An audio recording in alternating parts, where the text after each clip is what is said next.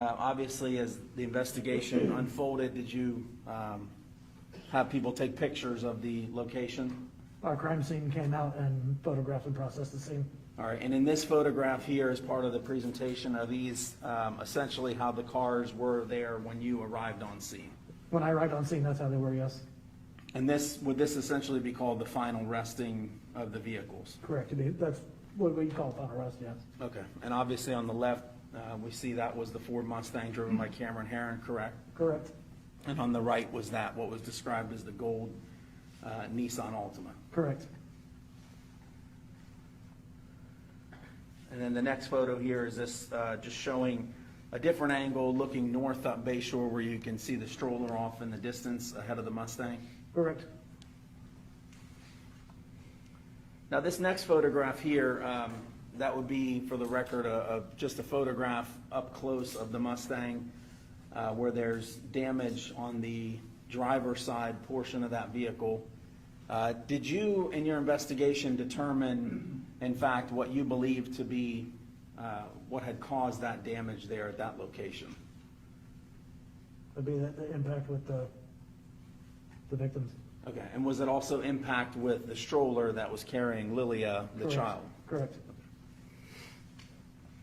And then the next slide, did you further just document a close-up just showing the damage, showing the strike? Was that picture consistent with the strike with both victims being there on the left driver's side of the vehicle?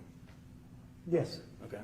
And then in the next picture, did you document that there was some damage to the vehicle there in the passenger bottom portion of the window, indicating where the victim had struck the windshield? Correct.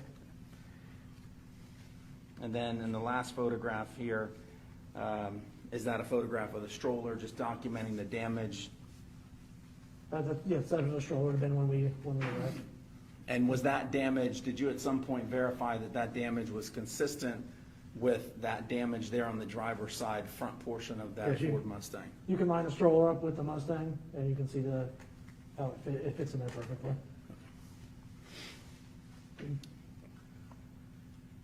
In this next slide, at some point, did you observe video surveillance that was retrieved that was taken right near where the crash had occurred? Yes, I did. All right, and then did someone from Tampa Police Department eventually try to enhance or zoom in on that portion that we're seeing there in between the trees? I did. One of our forensic techs.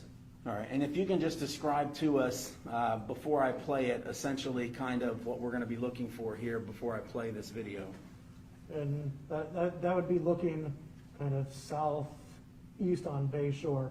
So northbound lanes are going to be, where your green boxes, you're going to see, that's after the crash.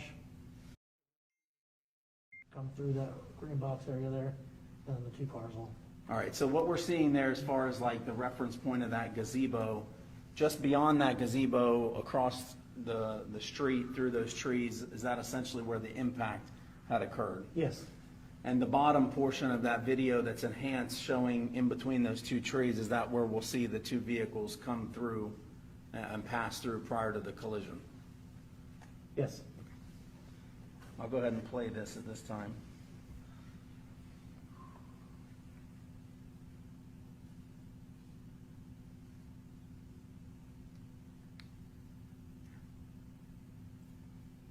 Now what we just saw it there, I'll play it again, but I just paused it there. Is that first vehicle that we see in that bottom enhanced portion, is that the Ford Mustang just prior to the collision? It is.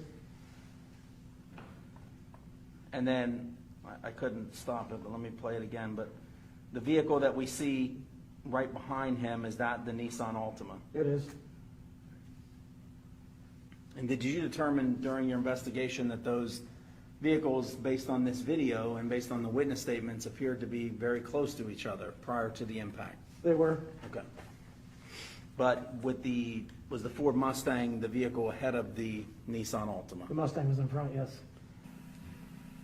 And in this case, there wasn't any evidence, and nor does the court believe that there was any specific intent to do harm, in this case, to the victims.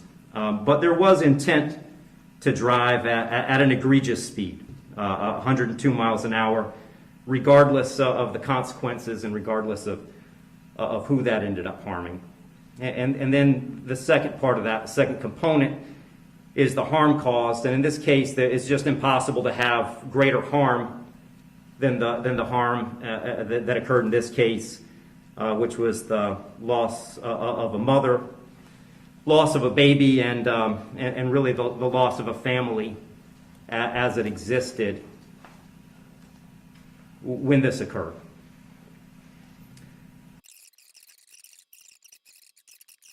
And the court doesn't find that either the minimum or the maximum is appropriate in this case. I've said it several times, the serious nature of the offense, egregious nature of the conduct, and mostly the harm that's been caused prevent me from putting this as a bottom of the guidelines minimum case.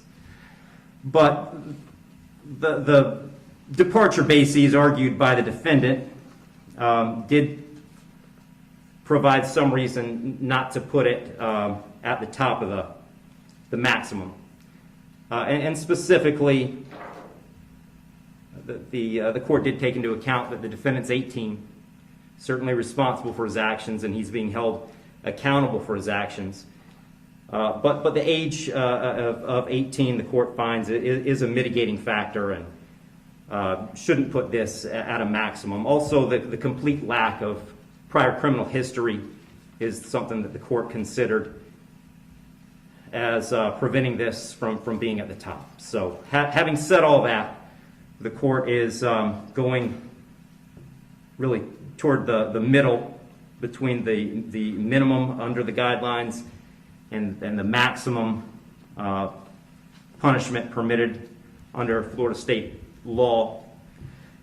So on count one, vehicular homicide, the court's going to adjudicate the defendant guilty, sentence him to 9 years in the Florida State Prison. On count two, same charge, the court will adjudicate the defendant guilty, sentence him to 15 years Florida State Prison, and that'll run consecutive to count one for a total of 24 years Florida State Prison. Count three is a misdemeanor, unlawful racing on a highway, so the court will adjudicate the defendant guilty, sentence him to time served. Give credit for time served, I believe, 2 days. Court will impose mandatory court costs. Mr. Heron, you have given up the right to appeal the determination of your guilt or innocence. You do have 30 days to appeal the sentence of the court. And I'll direct the bailiffs to take Mr. Heron into custody.